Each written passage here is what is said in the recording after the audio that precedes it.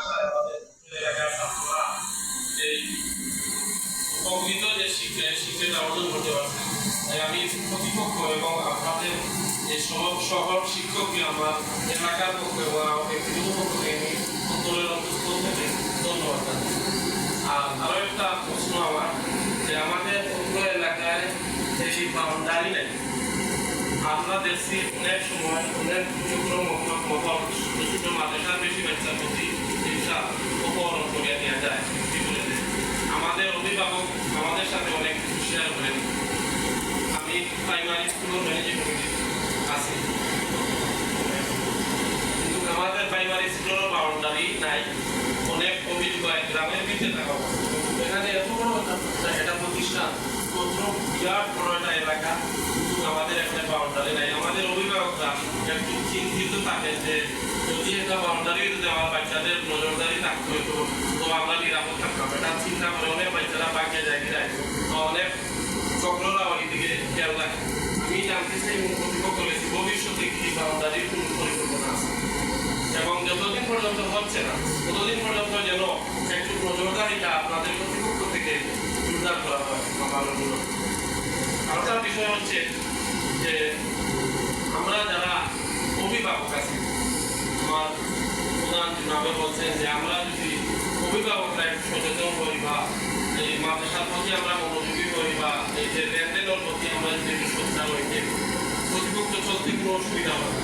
এটা আমিও অনুরোধ করবো আমাদের অল্প এলাকার ভাই বা যারা আছেন, আমরা যারা আছি অভিভাবক, আমরা আরো মনোযোগ দিব। যারা কলেজ আমরা দিতে পারি কিন্তু মাসে মাসে দেই 2000 টাকা 3000 টাকা হইয়া দেই। আমরা যদি মাদ্রাসার প্রতি এরকম মনোযোগ দিই, আমরা তো স্কুল লাইফে অনেক টাকা পয়সা আমরা বলছি, আমরা যদি মাদ্রাসার প্রতি এইরকম মনোযোগ দিই, আমার মনে হয় আমাদের বাচ্চাও অনেক আগ্রহী হইবে, আমাদের শিক্ষকও আমাদের বাচ্চাদের প্রতি আগ্রহী হইবে, এবং আমরাও একটু ভালো আশা করতে পারি। এই আমি অনুরোধ করবো আমরা যারা অভিভাবক আছে আমরা সবাই যেন মাদ্রাসার প্রতি মনোযোগী হই এবং খোঁজখবর নেই, সবসময় আসা যাওয়া রাখি। আর আমাদের এই যে এই অভিভাবকরা প্রচারের ব্যাপারে বলছেন, প্রচার কিছু না হলেও হয় না, কিছু হইতে হইবে। আমরা তো পরে 2-3টা বাচ্চা নিয়ে মাথা করা, তারা যে এত বাচ্চা নিয়ে আছে, তারা এত সহ্য করিয়া এই বাচ্চা অনেক জ্বালা যন্ত্রণা সহ্য করিয়া তারা লেখাপড়া করে। আমরা এগুলো পারতাম না, কিন্তু তাদের যে আল্লাহ পাকে তখন ধৈর্য এবং সহ্য আল্লাহ দিয়েছেন, আমরা তাদের প্রতি আমরা কৃতজ্ঞতা জানাই। আল্লাহ যেন আরও তাদের ধৈর্য আল্লাহ দান করেন, এবং আমরা সবসময় আমাদের এই কর্তৃপক্ষের প্রতি এবং আমাদের বুজুর্গদের প্রতি আমরা নমাজ পড়িয়া দোয়া করতাম যেন আল্লাহ তাআলা সবসময় সুস্থ রাখেন এবং হায়াত দেন, এবং সুস্থ থাকলে আমাদের বাচ্চার পড়ার প্রতি অবহেলা হইত না। আমরা সবার প্রতি সবে দোয়া করতাম। এইগুলি আমার এই সংক্ষিপ্ত বক্তব্য। আসসালামু আলাইকুম ওয়া রাহমাতুল্লাহ। আলহামদুলিল্লাহ, আল্লাহ কবুল করুক। আমাদের ব্যাপারে আমরা মুখা বুঝলেন তো বিভিন্ন বিষয়ে আলোচনা হয়েছে। দুইটা বিষয় আমার একটু বলা লাগে। প্রথম হচ্ছে আমাদের বাউন্ডারি বিষয়ে আমরা বলছি আমরা একটা প্রজেক্ট কাম করি, প্রজেক্ট শেষ হইলে পরে 300 বাউন্ডারি আমরা একটা বর্তমান অনুমোদন আছে। 300 বাউন্ডারি শেষ হওয়ার সাথে সাথে এর পরবর্তীতে বাকি যত আন থাকবো আমরা আশা করা ওই যে সংস্থায় আমাদের কাজগুলো দিচ্ছে তারাও যোগাযোগ করিয়া বাকি পুরাটা যে আমরা বাউন্ডারি আমরা আনতাম পারি কিনা চেষ্টা করছি।